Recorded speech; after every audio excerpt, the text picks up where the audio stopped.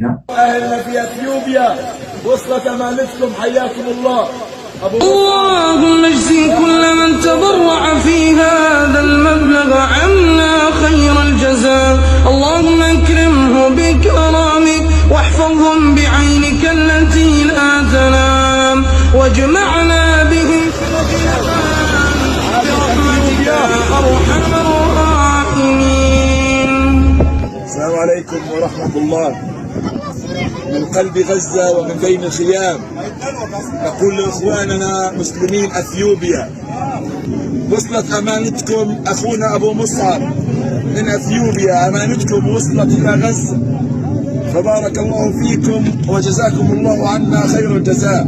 شكرا لكم من أعماق قلب غزة ومن بين الخيام.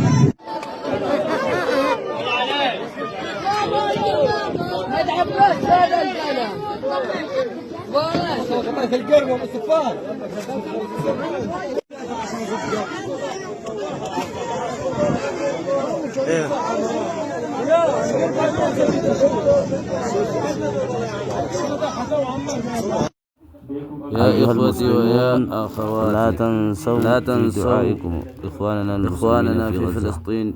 اللهم انصر في يوم الجمعة بالدعاء.